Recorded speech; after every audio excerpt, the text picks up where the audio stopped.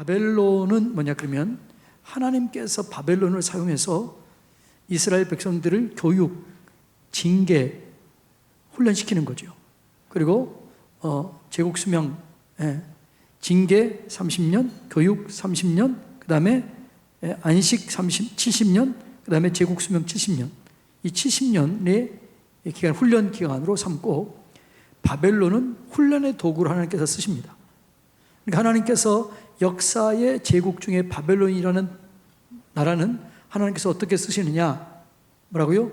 훈련, 교육, 안식, 이 도구로 써요. 그래서 하나님께서 바벨론 제국의 수명을 70년으로 딱 정합니다. 그리고 70년 만에 정확하게 바벨론이 멸망을 당해요. 어느 나라에게요? 페르시아에게 멸망을 당합니다. 그 페르시아는 어떻게 쓰느냐? 그래서 이제 바벨론에 들어가서 극상품 포도나무를 하나님께서 만들어요. 그러니까 국상품 무화과 나무 프로젝트. 그러니까 이스라엘 백성들이 이 예루살렘, 이 유대 땅에서 하나님의 말씀을 온전히 섬기지 못하고 또 하나님께 가증한 일을 해가고 죄를 짓자 바벨론을 사용합니다. 그래서 바벨론에서 극상품 무화과 나무로 재훈련을 시켜요. 그러니까 이게 셋업을 시키는 거죠. 다시 셋업을 시켜서 하나님의 거룩한 나라, 제사장 나라를 다시 세우길 원하는 거죠. 이게 도구로 쓰인 게 뭐냐 그러면 페르시아입니다. 페르시아는 어떻게 도구로 쓰느냐 그러면 성전 재건, 성벽 재건해서 다시 한번 제사장 나라를 회복시키는데 이 페르시아를 사용하는 거죠. 자, 오늘은 그 부분에 대해서 말씀을 나눕니다. 자, 그래서 예레미야가 뭐라고 그래요? 바벨론 포로들에게 얘기합니다. 포로로 잡혀가라. 하나님의 뜻이다. 거기서 여러분들이 극상품 무화과 나무, 하나님의 신실한 사람들로 세워져라. 이게 뭐냐 그러면 예레미야에게 주신 말씀이었고 예레미야가 그렇게 교육했습니다. 자, 예레미야 29장 5절로 7절 다 같이 읽습니다. 시작. 너희는 집을 짓고 거기에 살며 텃밭을 만들고 그 열매를 먹으라. 아내를 맞이하여 자녀를 낳으며 너희 아들이 자녀를 맞이하며 너희 딸이 남편을 맞아 그들로 자녀를 낳게 하여 너희가 거기서 번성하고 줄어들지 않게 하라. 너희는 내가 사로잡혀 가게 한 그 성읍의 평안을 구하고 그를 위하여 여호와께 기도하라. 이는 그 성읍이 평안함으로 너희도 평안할 것입니다. 이 나라는 지금 어느 나라를 말하는 거예요? 네? 바벨론을 얘기해요.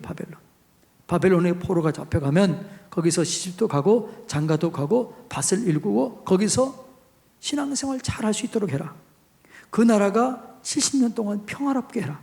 왜냐하면 너희가 잘못하면 총알바지가 된다. 이런 얘기를 한 거죠.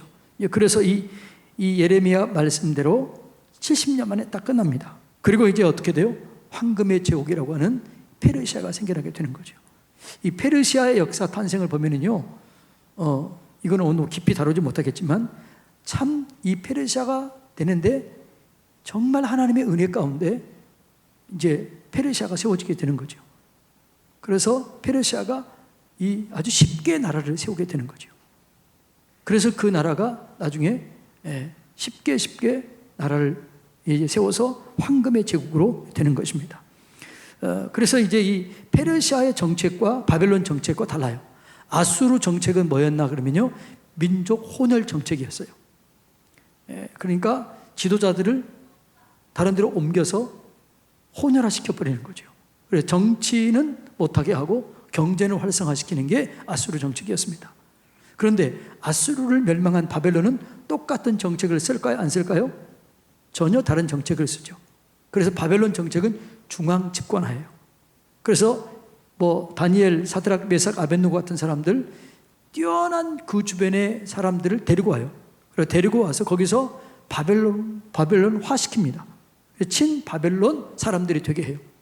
그게 바벨론의 그 정책이었습니다. 그러니까 모든 부를 바벨론으로 가져오는 거, 모든 중요한 것, 귀한 것, 좋은 것을 전부 다 바벨론으로 가져오게 하는 게 이게 중앙 집권적인 정책이 바벨론이었습니다.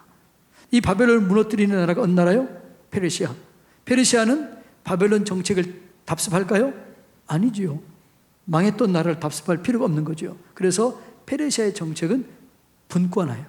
지방 분권화, 다시 귀국시켜서 그 지역 나라를 다시 회복시키고 회복시켜서 거기서 세금을 충분하게 거두어서 이 나라를 부강하게 하는 정책, 이게 페르시아 정책입니다. 그런데 이런 모든 정책이 사실은 그 속에 누가 계신다? 하나님이 계신 거죠. 나중에 그 얘기를 하겠지만은 하나님이 세계를 경영하는데 바벨론도 사용하시고 페르시아도 사용했죠.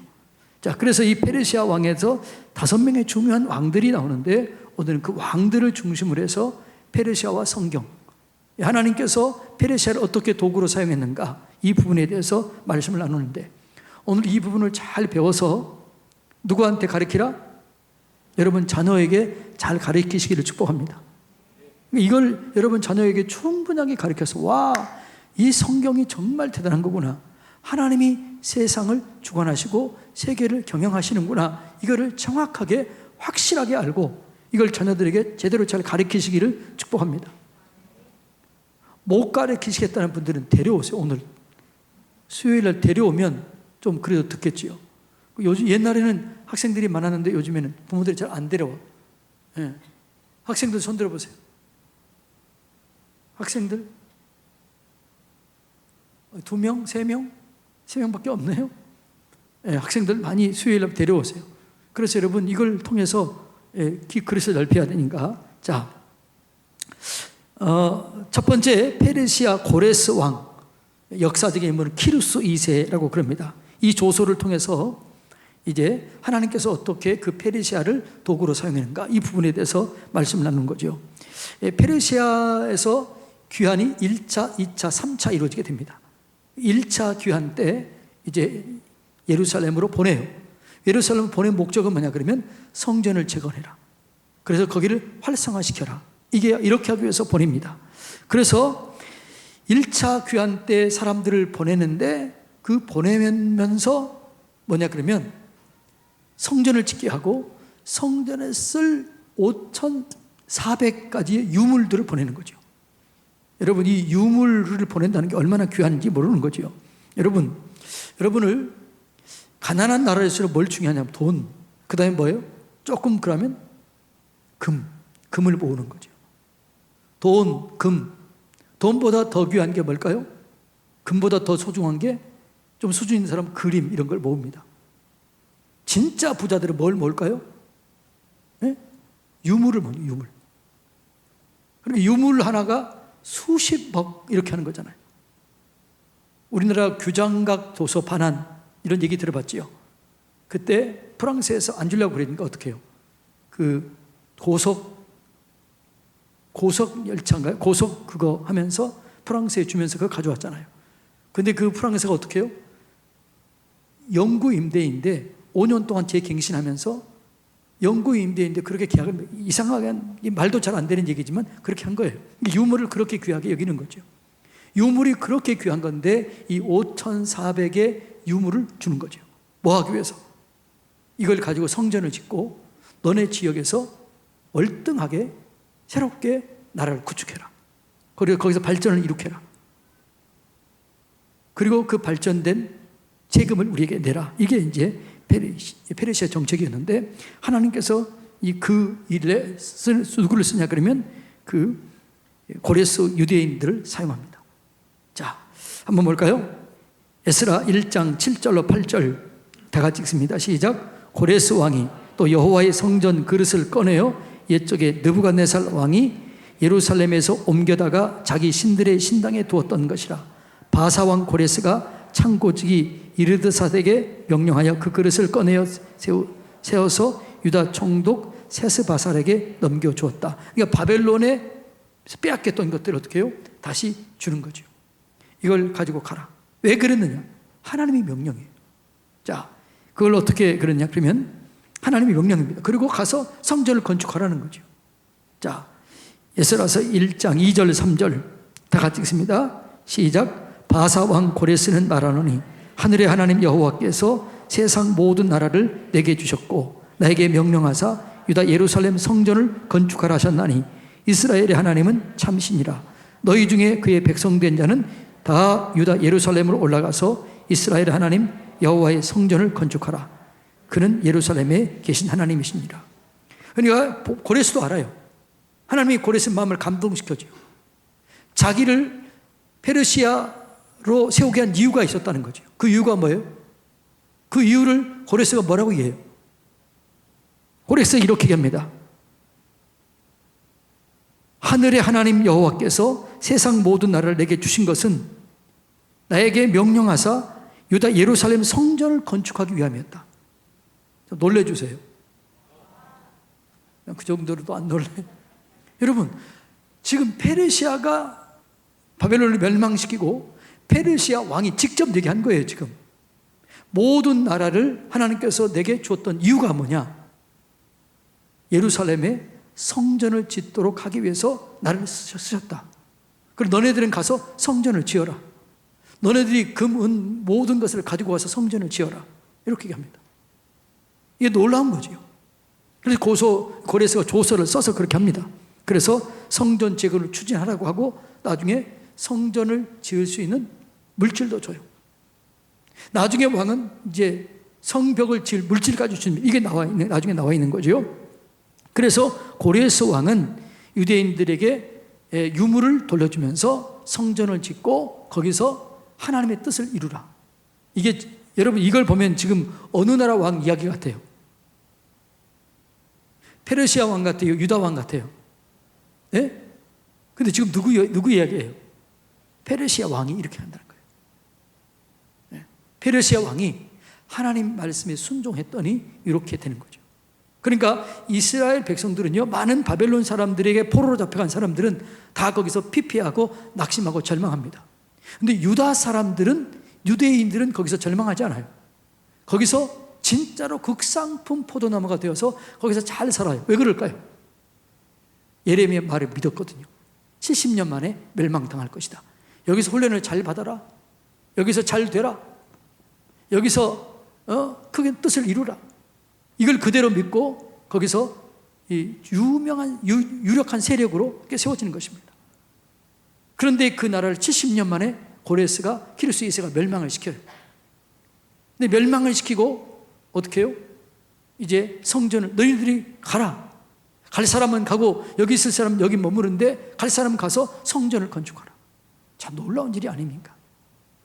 하나님께서 페르시아 왕 고레스를 이렇게 사용해요. 자, 두 번째. 근데 이 페르시아 고레스 왕의 이 조서가 내려졌는데 나중에는 그 성벽을 짓는 걸 방해하는 세력이 있었습니다. 이 세력들이 나중에 그 다음에 캄비세스 왕에게 편지를 보내요. 이 사람들이 반역을 꾀하려 한다. 그래가지고 이 캄비세스 왕 때에 이 성전 재건이 중단돼요.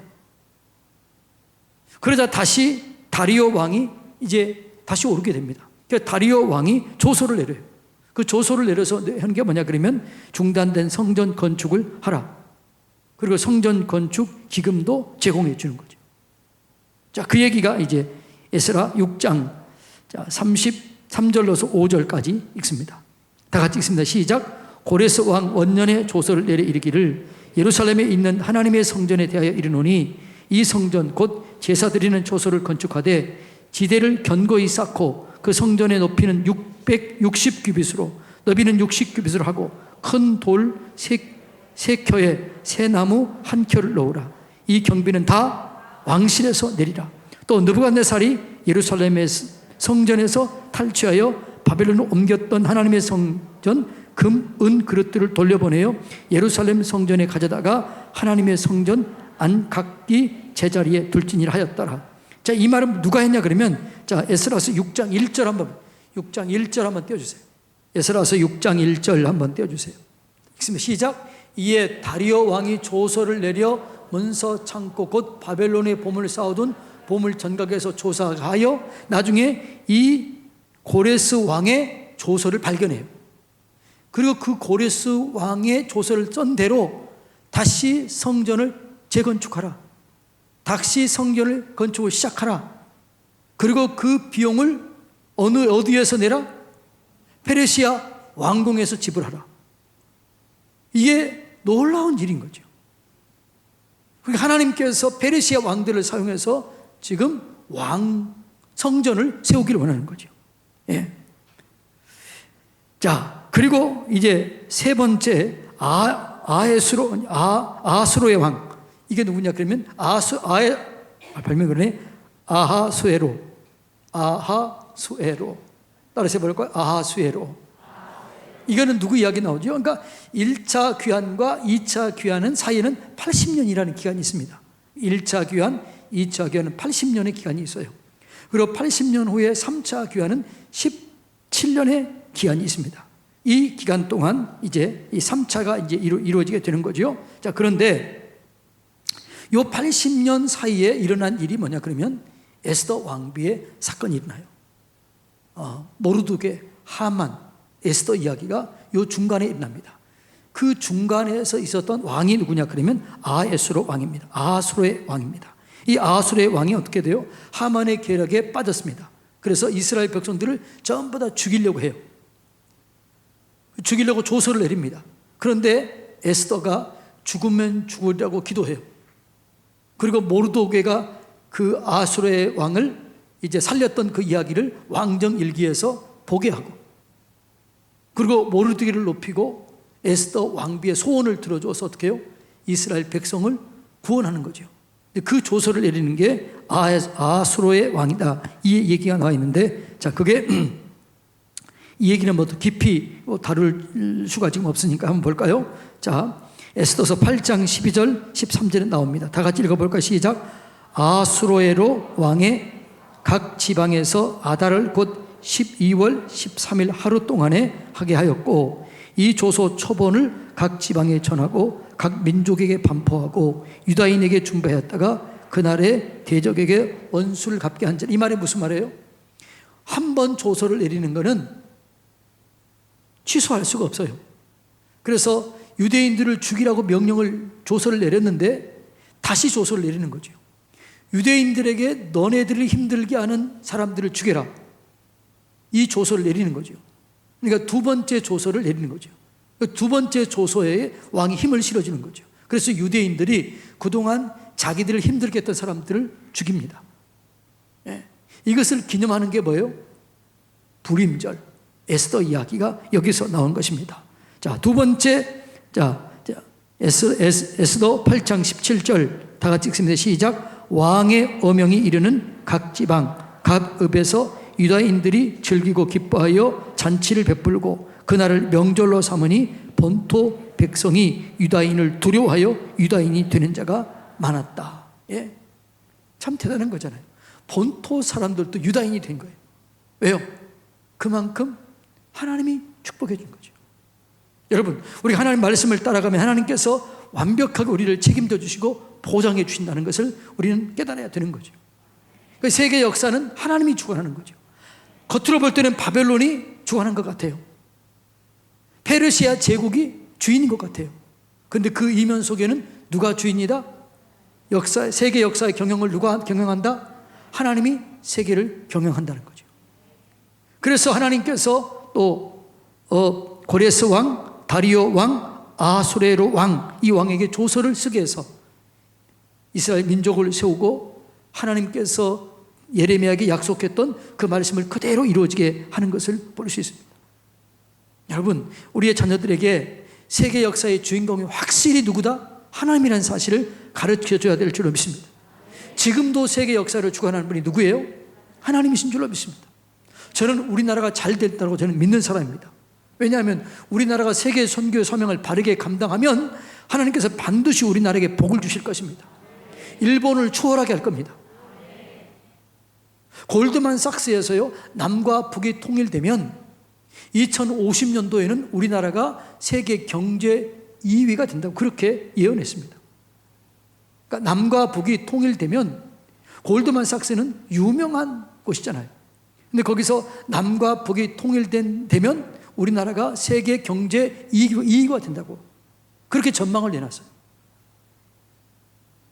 여러분, 실제로 지금 어떻게 우리나라가 계속 잘 되고 있는 거죠. K방역, 이게 우연한 게 아니에요. 이 K방역을 통해서 어떻게 돼요? 우리나라가 세계 어느 선진국보다 훨씬 더 선진국이라는 사실을 보여주고 있는 거죠. 이번에 또 우연하게 타이거 우즈가 교통사고 났네.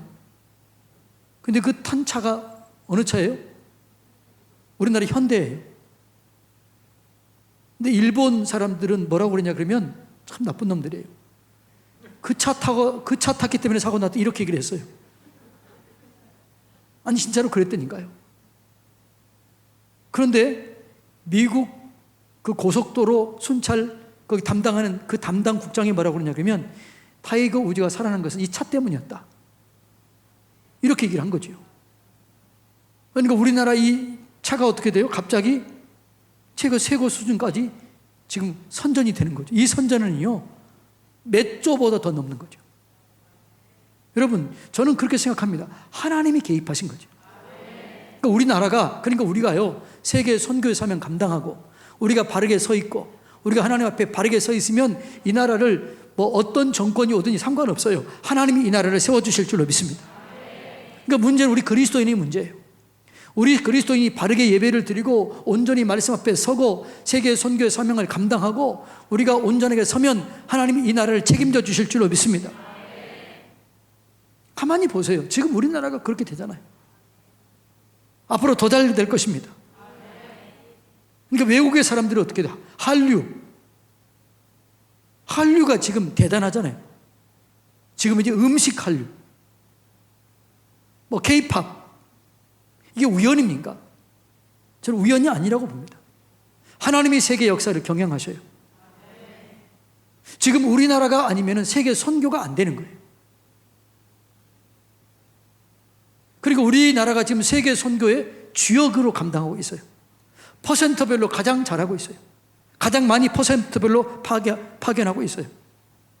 그리고 우리나라 선교사님들이 가장 월등하게 잘하고 있습니다. 물론 개중에는 힘들고 어려운 사람도 있지만 가장 잘하고 있는 세계 선교를 감당하고 있는 나라가 우리나라예요. 그러니까 우리나라가 이것을 감당하도록 하기 위해서 복을 안 주면 안 되는 거죠. 이걸 여러분 믿으시기를 주님의 이름으로 축복합니다. 그러니까 페르시아를 세우고 바벨론을 세우고 페르시아를 세우고 나중에 헬라를 세운 목적도 다 뭐예요? 하나님이 세계를 경영한다 이 얘기예요. 자, 다섯 번째 왕 아닥사스 왕, 이 아닥사스 왕의 조소에 대해서 얘기합니다. 이제 1차 귀환 후 80년 만에 2차 귀환이 이루어지고 2차 귀환 후 14년이에요. 17년이 아니고 14년 만에 3차 귀환이 이루어지게 됩니다. 이때 3차 귀환 때 학사겸 에스라와 느헤미야를 총독으로 세우고 보내요. 뭘 해요? 이때가 예루살렘 성벽을 세우는 거죠. 예루살렘 성벽을 세우면서 이제 다시 이 나라가 확산이 돼요. 그리고 유명한 무역 상인들이 오는 거죠. 여러분,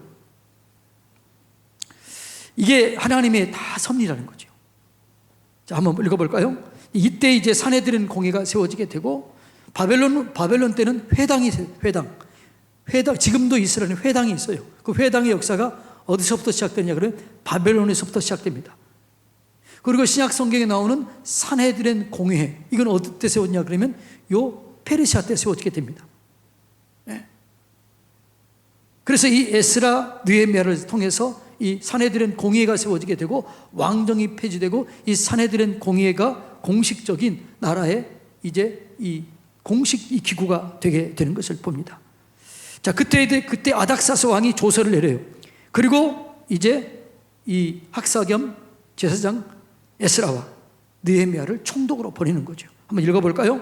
자, 에스라 7장 12절로 13절 다 같이 읽습니다. 시작. 모든 왕의 왕 아닥사스는 하늘의 하나님의 율법의 완전한 학자 겸 제사장 에스라에게 조서를 내리노니 우리나라에 있는 이스라엘 백성과 그를 제사장들과 레위 사람들 중에 예루살렘으로 올라갈 뜻이 있는 자가 누구든지 너와 함께 갈지어다.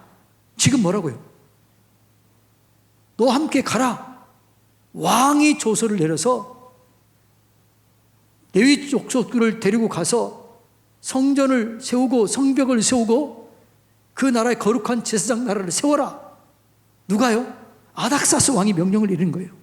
자, 그리고 뭐라고요? 그 필요한 물품은 누가 주겠다? 우리가 주겠다. 이렇게 얘기해요. 자, 에스라서 7장 21절 22절 읽습니다. 다 같이 읽습니다. 시작. 나 곧 아닥사스 왕이 유브라데 강 건너편 모든 창고지기에게 조서를 내려 이르기를 하늘의 하나님의 율법 학사 겸 제사장 에스라가 무릇 너희에게 구하는 것을 신속히 시행하되 은은 100달란트까지 밀은 100고룹까지 포도주는 100밭까지 기름도 100밭까지 하고 소금은 정량 없이 하라. 이 당시에 소금이 그렇게 귀했는데 정량 없이. 여러분 은 100달란트면 대단히 많은 겁니다. 네. 이 모든 비용을 누가 내라고요? 왕국에서 가져가라. 이 비용을 주겠다. 너희 하라 이 얘기예요. 자, 그 다음에 느헤미야서에 보면 이렇게 나와 있습니다.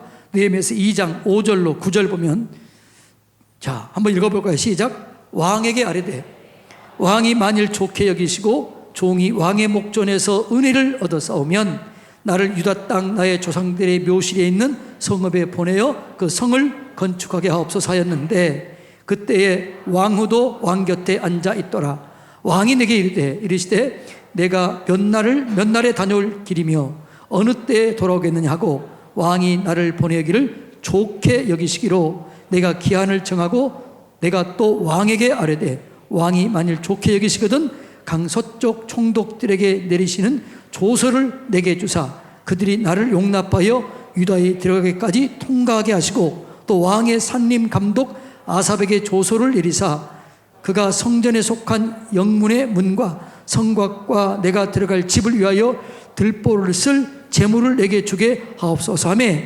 대하나님의 선한 손이 나를 도우심으로 왕이 허락하고 군대 장관과 마병을 보내어 나와 함께 하게 하시기로 내가 강서쪽에 있는 총독들에게 이르러 왕의 조서를 전하였더니 그대로 하게 한 거예요.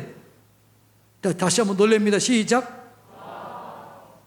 이게 지금 제사장 에스라에게, 그 다음에 총독 느헤미야에게 그 레반트 지역이라고 하는 전체를 다스릴 수 있는 권한을 줍니다. 그러니까 유대의 총독뿐만 아니라 그 전체 지역을 다스릴 수 있는 총독의 권한을 주는 거죠. 그리고 어떻게 해요? 느헤미야가 52일 만에 어떻게 해요? 성벽을 완전히 짓습니다. 그리고 어떻게 해요? 거기에 웃음이 피어나게 되고, 그리고 그 예루살렘이 완전히 회복됩니다. 자, 그 얘기를 지금 하고 있는 거죠. 자, 그래서 하나님께서 이 페르시아 제국을 왕들을 이용합니다. 그래서 이 왕들을 이용해서 어떻게 해요? 하나님의 뜻을 이루어가는 거죠. 그러니까 모든 역사의 주인이 누구다? 하나님이라는 거죠. 여러분 이거 믿습니까? 그래서 여러분 페르시아 이 제국들이 제국 경영의 파트너로 유대를 사용해요. 유대와 함께 협력하는 거죠. 그래서 함께 협력해서 이 페르시아가 더 강한 황금의 제국으로 세워지게 되는 거죠. 자, 놀라운 일입니다. 자, 느헤미야 13장 6절 다 같이 읽습니다. 시작. 또 두로 사람이 예루살렘에 살며 물고기와 각양 물건을 가져다가 안식일에 예루살렘에서도 유다 자손에게 팔기로. 여기 중요한 게 뭐냐 그러면 두로 사람이 예루살렘에 살았다 이 얘기예요. 여러분 그 당시에 두로 사람들은 무역의 요즘으로 말하면 수출업의 최고 정점에 있는 사람들입니다. 그러니까 요즘 말로 하면 세계 그 금융허브 여기에 있는 거죠.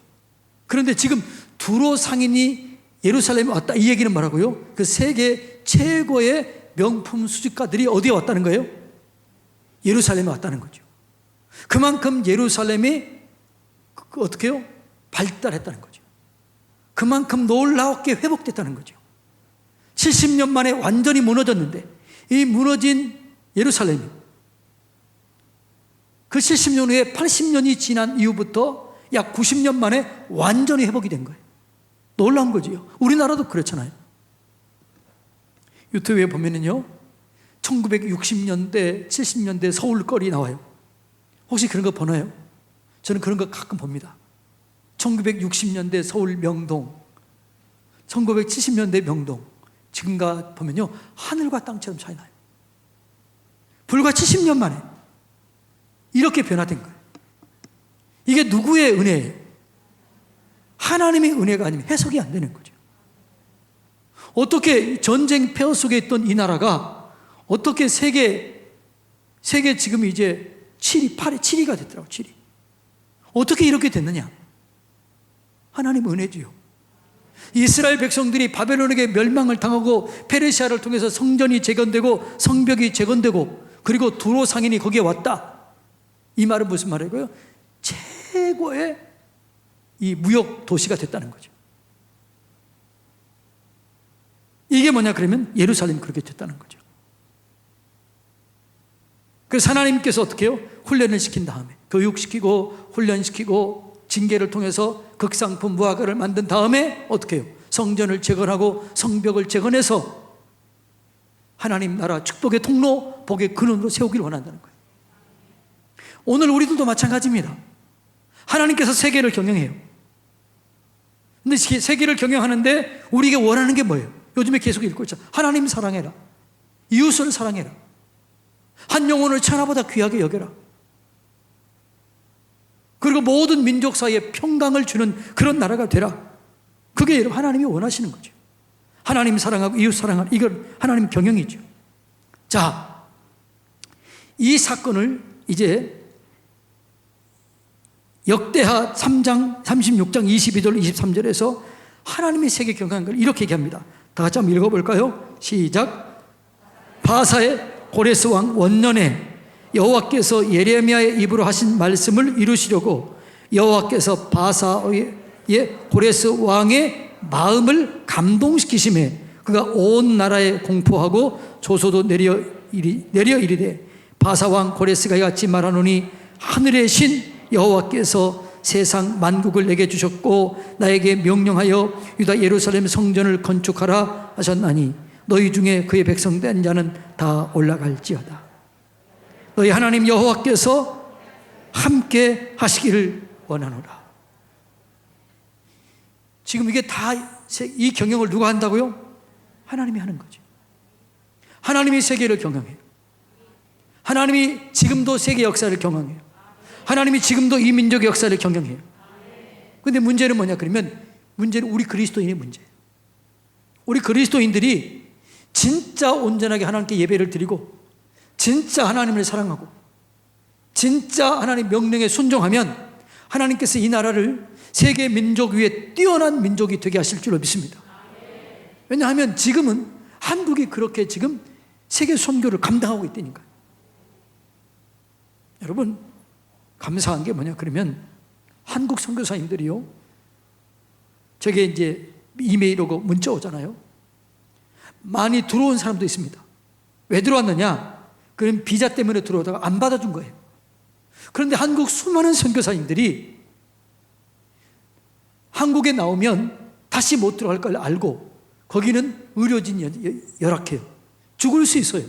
생명 걸고 지금도 그 땅에서 지키고 있는 거죠. 그래서 실제로 코로나에 걸려서 죽은 선교사님도 있고 회복된 선교사님도 있고 그들과 함께 생명 걸고 선교하고 있는 이 나라, 이 선교사는 우리나라밖에 없는 거죠. 미국이나 그런 선교사들은요, 안 좋다면 다 가요. 다 자기 나라로 돌아갑니다. 근데 우리나라 선교사들은 그렇지 않아요. 선교사들 가보면요, 같이 밥 먹고 같이 지내고 같이 공동체 생활해요. 그런데 미국 선교사들은 그렇지 않아요. 지금도 미국 선교사들은요, 우리나라에 20년 왔는데 20년 됐는데도 한국어를 제대로 못하는 선교사들이 많아요. 미국의 선교사들은요, 영어로 가르쳐가지고 현지를 하지 그 나라를 잘 언어 안 배워요. 우리나라 선교사들요, 가면은 3년만 되면 그 나라를 술술술 다 합니다. 그 나라 동화돼요. 그리고 그들과 함께 사는 거죠. 생활 공동체를 이루는 거죠. 그래서 사람들이 한국 선교사를 원하는 거예요. 여러분, 이 일을 우리가 감당할 때 하나님께서 이 나라를 책임을 져주실 줄로 믿습니다. 하나님이 지금도 세계를 경영하시는 거죠. 바벨론, 페르시아 누가 경영했다고요? 하나님이 경영한 거죠. 이것을 우리가 깨달아야 될 줄로 믿습니다. 우리 자녀들에게 이걸 가르쳐줘야 돼요. 제가 지난번에 얘기했죠. 우리 자녀들의 꿈이 뭐예요? 꿈이 건물주가 되는 거예요. 꿈이 그렇대요. 옛날에는 뭐 가수가 되겠다, 탤런트가 되겠다, 이게 꿈이었는데 요즘에는 꿈이 뭐냐 그러면 건물주요 그런 거예요. 여러분 그 건물주가 아니라 하나님을 주로 모시는 이런 아이들이 되어야 될 줄로 믿습니다. 하나님을 주로 모시면 건물주는 그냥 그것 100개도 줄 수 있는 거죠. 그러니까 여러분 자녀들에게 이 세계사 속에서 하나님이 어떻게 역사하셨는가, 세계사 속에 하나님이 어떻게 주관하셨는가, 역사를 주관하는 분이 누구신가, 이거를 얘기해 주라고요. 뭘로요? 이야기로 얘기해 주라는 거죠. 그러면 이 아이들이 비전을 꿈게 되는 거죠. 야, 건물주가 되는 것보다 하나님을 주로 모시는 게 진짜 복이구나. 아멘 하는 사람들이 없네요. 아이들에게 그걸 심어줘야 되는 거죠. 그걸 가르쳐줘야 되는 거죠. 그래서 아이들이 진짜 하나님을 주로 삼고 그 주님과 함께 세계 열방을 다스리게 되는 거죠. 하나님이 열면 닫을 자가 없고 닫으면 열 자가 없는 줄로 믿습니다. 그러니까 그 중간에 수많은 왕들이 있었지만, 그러나 대표적인 왕들 중에서 하나님의 도구, 하나님의 쓰임받았던 하나님의 도구였던 이 왕들에 대해서 살펴보고 페르시아에 대해서 살펴보았습니다. 자, 페르시아 제국에 대한 최종적인 하나님의 평가는 뭐냐 이겁니다. 서두에 얘기했던 것처럼 하나님이 페르시아 제국을 예루살렘 성전 재건, 성벽 재건해서 예루살렘을 완전히 회복하는 도구로 쓰셨다. 하나님이 세계를 경영하신다. 우리는 나만 경험하고 예루살렘만 경험한 것이 아니라 세계 역사를 통해서 하나님이 일을 이루어가는 거죠. 지금도 똑같습니다. 하나님이 세계 역사를 주관하시는 거죠. 그래서 우리가 그 하나님 편에 있으면 우리가 세계 역사의 주인공이 될 줄로 믿습니다. 이 나라가 세계 역사의 주인공이 될 줄로 믿습니다. 하나님 그 일을 하고 계셔요. 저는 바라고 하는 것이 이 나라, 이 교회와 목회자들과 성도들이 더 하나님 사랑하고 더 하나님 뜻을 분별하고 진짜 예배를 드리고, 진짜 예배, 하나님을 경험하는 예배, 하나님을 만나는 예배, 하나님의 임재를 경험하는 예배, 나를 위한 예배가 아니라 주님을 향한 예배, 그 예배가 드려지면 하나님 우리를 쓰실 줄로 믿습니다. 여러분의 자녀를 쓰실 줄로 믿습니다. 가정을 쓰실 줄로 믿습니다. 이 나라 이민족을 쓰실 줄로 믿습니다. 오늘 페르시아를 통해서 주는 교훈이 이겁니다. 기도하겠습니다.